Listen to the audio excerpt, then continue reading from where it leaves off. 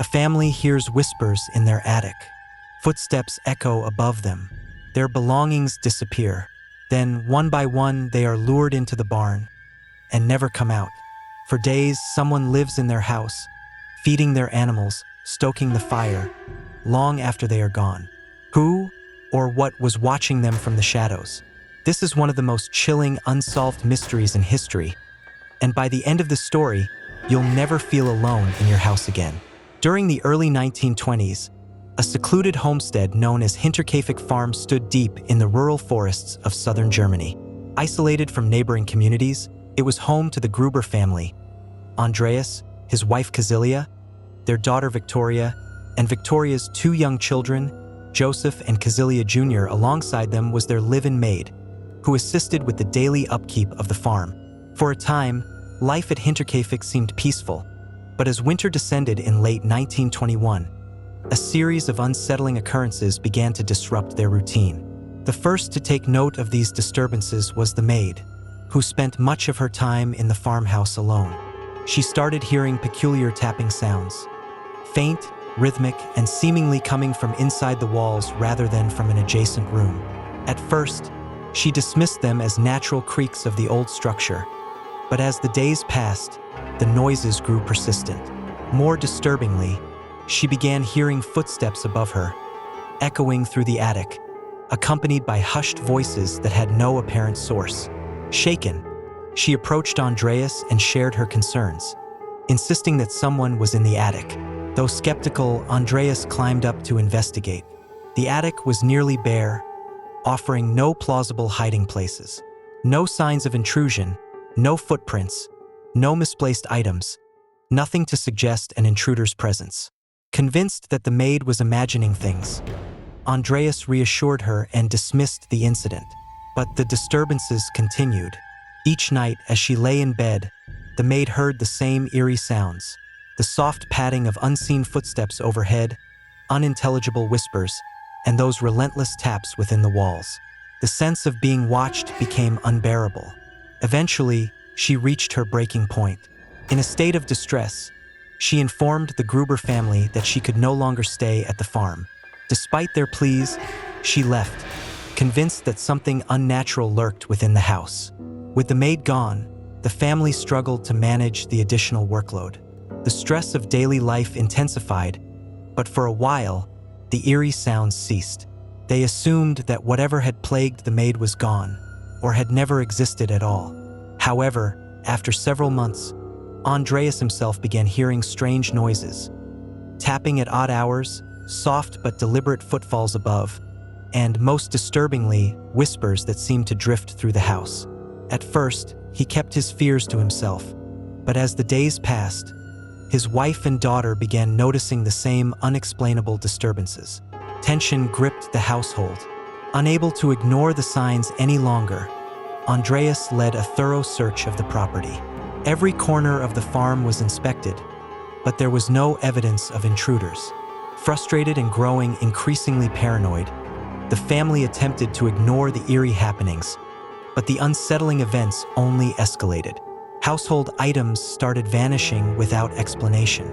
Most alarming was the disappearance of a set of house keys, one of the few they owned. Losing them was more than an inconvenience. It meant that someone, possibly an intruder, might now have access to their home. The thought was terrifying. Then, something even more disturbing occurred. One evening, young Casilia Jr. inexplicably vanished. The family frantically searched the property, calling her name into the dense forest that surrounded them. Hours later, they found her, dazed and disoriented. She had no memory of how she got there, nor could she explain why she had wandered off. She was exhausted, confused, and unable to answer their frantic questions.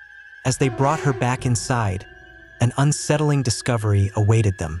On the kitchen table lay a newspaper, one that no member of the household had purchased or subscribed to. Inquiries with the neighbors revealed that no one in the area received that particular publication. Its sudden appearance deepened their fear that someone had been inside their home. Days later, they found signs of an attempted break-in at their tool shed. Deep gashes marred the metal lock, as though someone had violently hacked at it. attempting to force entry. Yet, despite the apparent force used, no one in the house had heard anything. Not even the dogs had reacted. The realization sent a fresh wave of dread through the family. Early one morning in March 1922, Andreas stepped outside his farmhouse and noticed something peculiar in the fresh snow. A single trail of footprints led directly from the dense tree line at the edge of the forest all the way to his back door. The unsettling part? There were no returning footprints. Whoever had walked up to the house had seemingly vanished upon arrival. A chill ran down his spine as he studied the prints. Was someone still inside? He quickly shut and locked the door before rushing to wake his family. "Did anyone go outside last night?" he asked, his voice tight with concern. His wife, daughter, and grandchildren shook their heads in confusion. No one had left the house. Even the new maid, still adjusting to life at the farm, was just as baffled. Determined to find answers, Andreas reopened the door and examined the footprints again. He walked around the entire property, checking every possible exit point to see if another set of tracks led away. None did. His concern deepened. If the prints only led into the house, where had the person gone? Frustrated and increasingly paranoid, Andreas searched the entire farmhouse from top to bottom.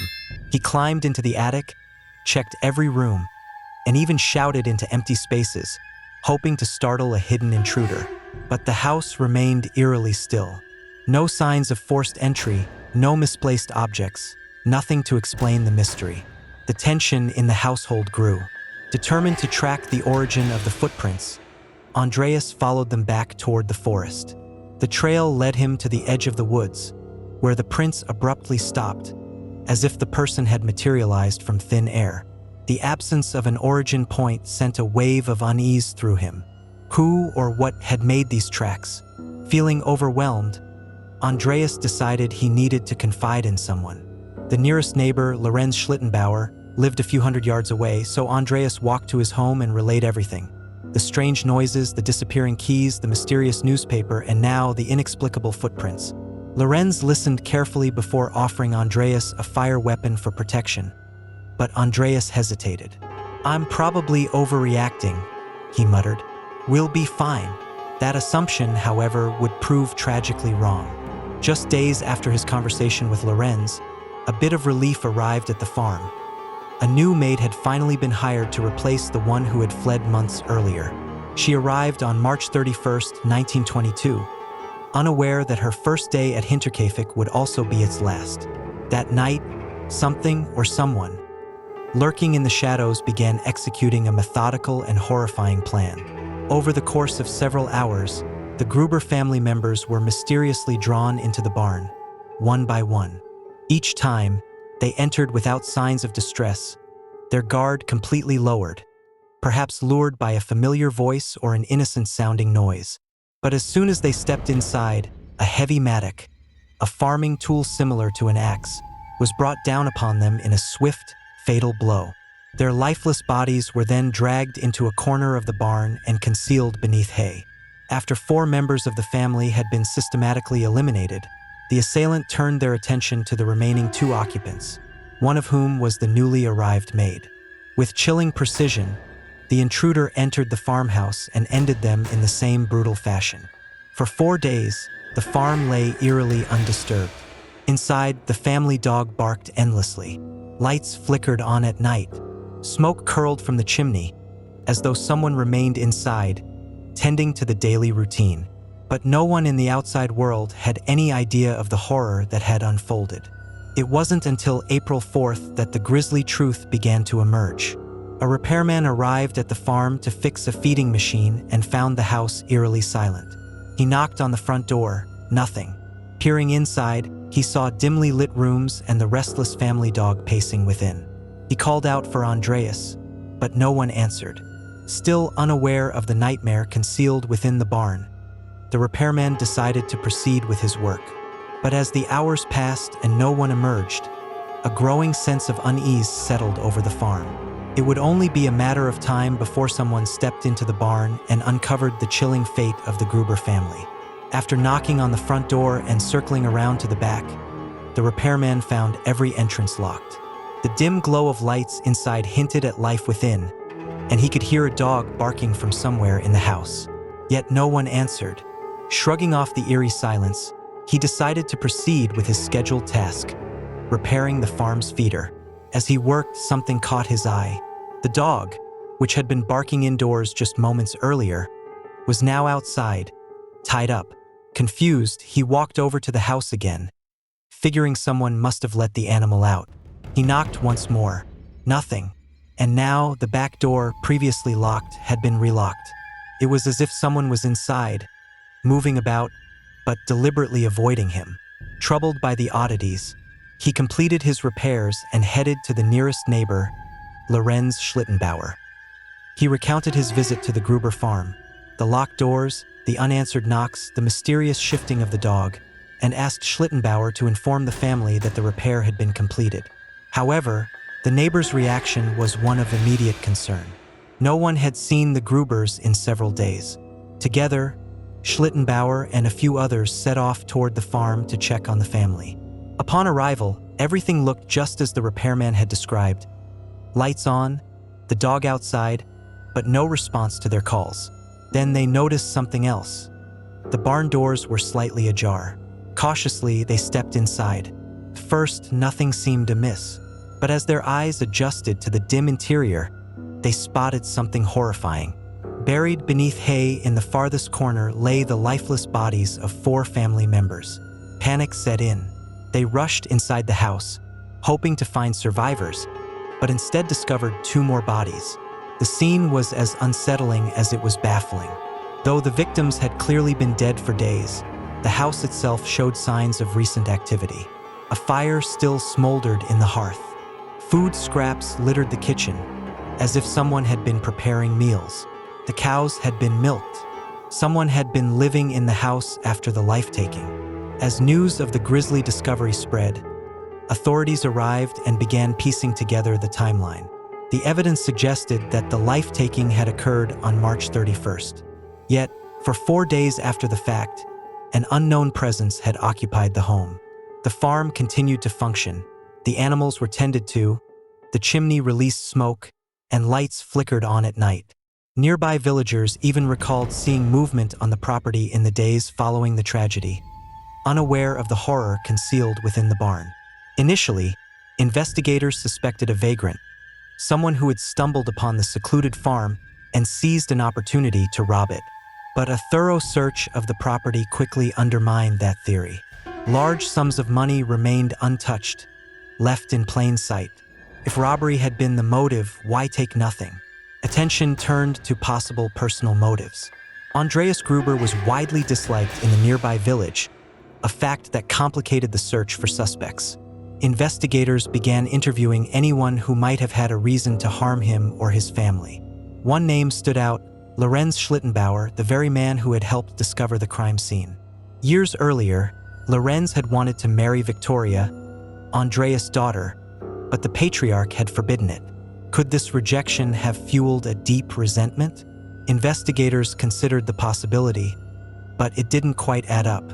If Lorenz had been responsible, how could he have managed to stay at the farm, maintain daily routines, and avoid detection by his own family for several days? His wife and children swore he had never left their home during that time. With no solid leads, the case remained open but stagnant. Authorities speculated that whoever had committed the crime had likely been hiding on the property for months, observing the family from the shadows before finally striking. After carrying out the crime, the individual lingered, either out of necessity or some twisted attachment, before vanishing without a trace. Decades passed with no answers. In 2007, investigators reopened the case, re-examining old evidence with modern forensic techniques. But despite the renewed effort, no definitive conclusions were reached. The identity of the person or entity that terrorized Hinterkaifeck remains unknown. For over a century, the horrors of Hinterkaifeck Farm have remained unsolved. Was it a drifter, a neighbor, or something far more sinister lurking in the darkness? The truth may never be known, but one thing is certain: the killer was already inside.